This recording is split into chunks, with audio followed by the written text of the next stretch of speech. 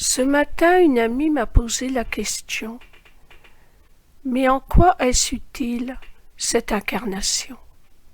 En quoi je suis utile? En quoi ce que je fais peut aider la vie?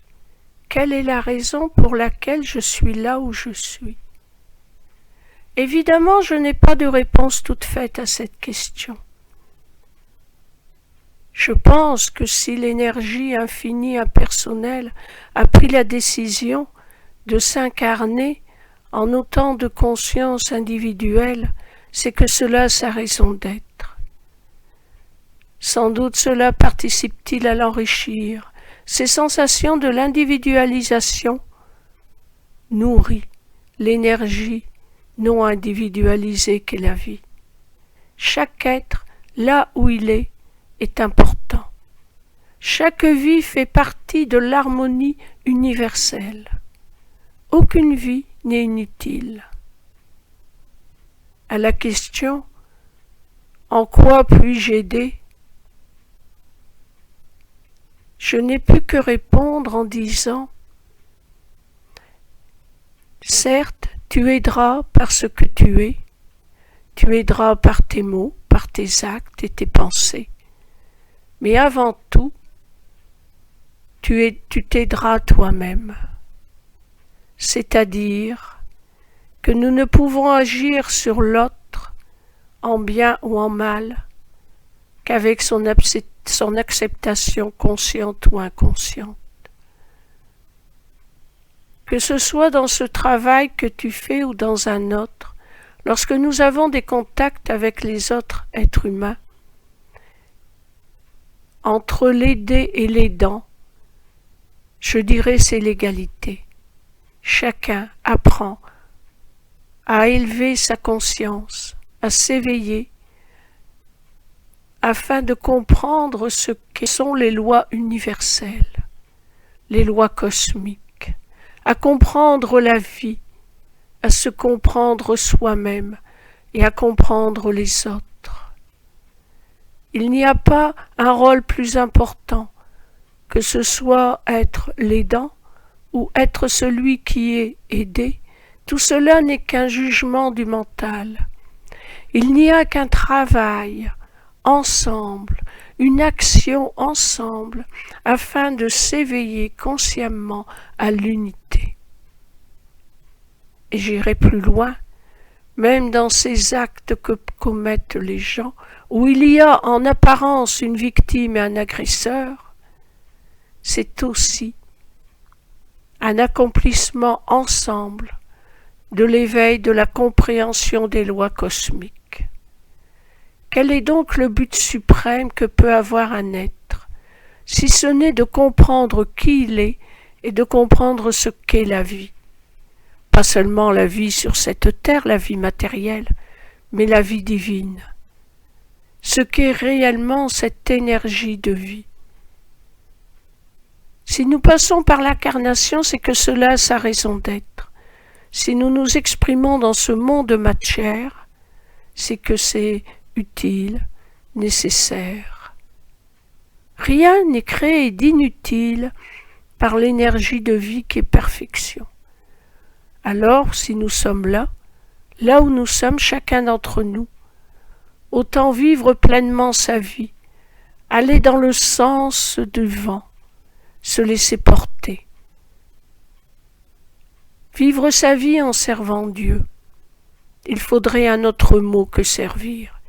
Servir sous-entend qu'il y a un serviteur, quelqu'un qui est asservi à une autre personne plus puissante. En fait, nous ne sommes pas moins puissants que Dieu, du moins dans l'essence même de notre être, puisque nous sommes Dieu incarné. Mais puisqu'il faut utiliser les mots que nous avons, j'utiliserai le mot servir. Servir Dieu, c'est accepter d'aller dans le sens de la vie. La personne qui sert Dieu est en même temps contemplateur et acteur. Elle observe la vie qui se développe, elle observe les scènes qui se déroulent, elle les comprend, elle aime, et elle est acteur en même temps de ces scènes. Elle ne s'oppose pas, elle ne refuse pas, elle accepte. Elle est dans l'acceptation de ce qu'elle voit. En effet, qu'est-ce qui crée la souffrance? C'est le refus, le je ne veux pas.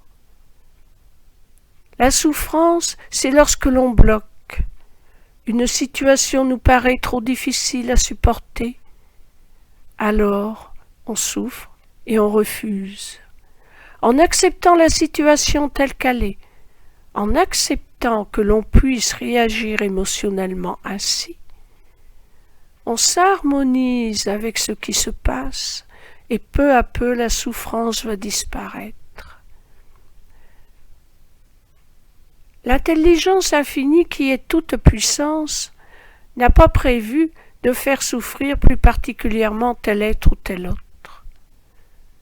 Chaque incarnation est prévue dans un état d'esprit d'harmonie.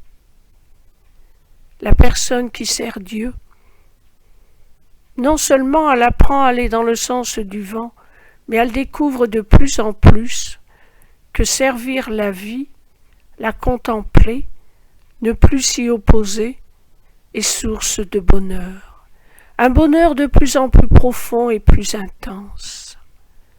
Ressentir ce bonheur, ressentir cette énergie de vie qui agit en nous et à travers nous, c'est cela aider l'autre, c'est cela aider le monde.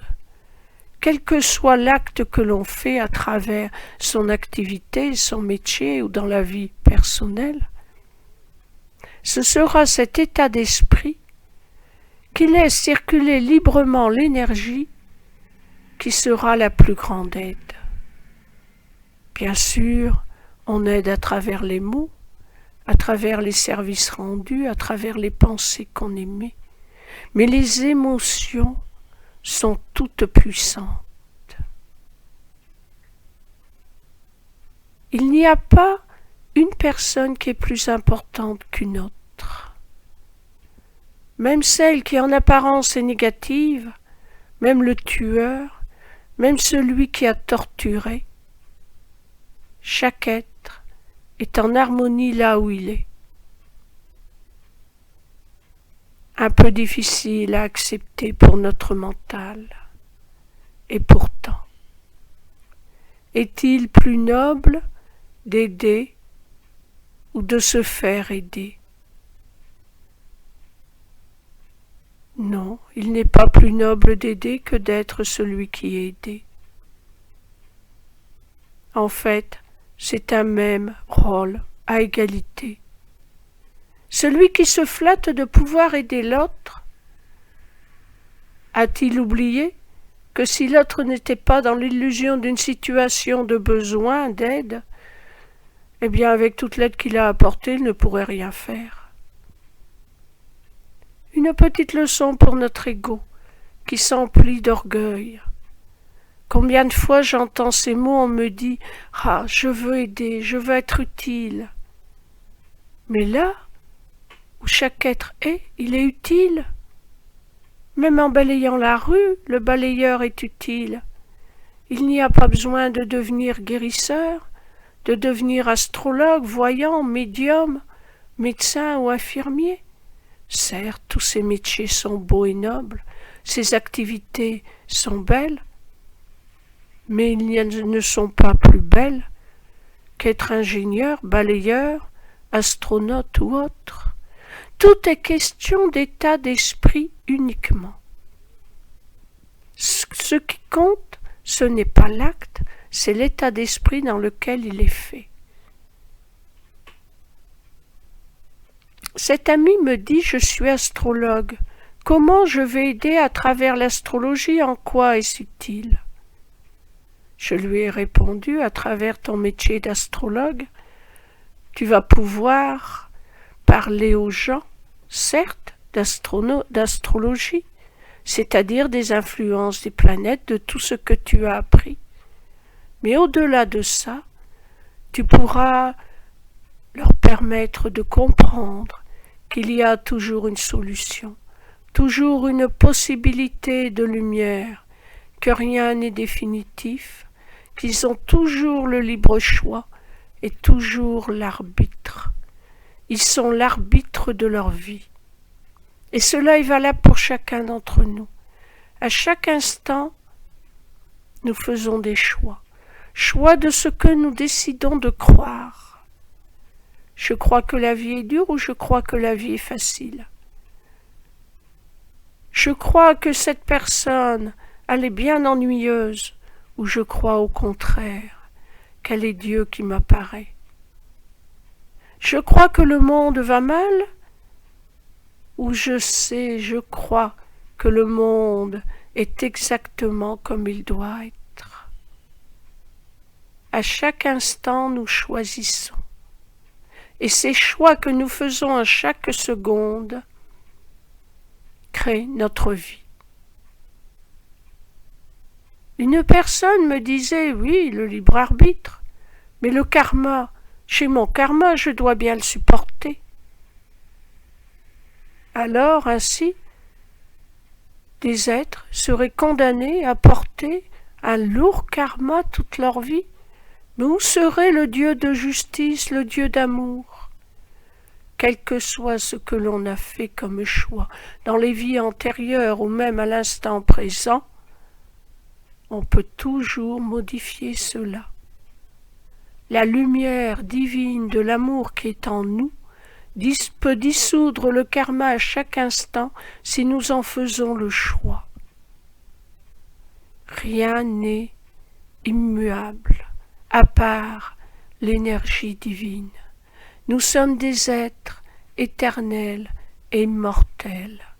À chaque instant, nous avons le choix de ce que nous allons vivre comme illusion dans cette matière. Mais attention, dans ces choix, de se laisser guider par l'énergie d'harmonie. En effet, dans cette vie qui est la nôtre, nous participons à une création commune. Cette création commune est faite par chaque personne. Il n'est pas correct de vouloir n'importe quoi au détriment des autres. Toujours se laisser guider par les ressentis. Toujours accepter que ce que l'on veut peut ne pas être le meilleur. Toujours accepter qu'il peut y avoir mieux.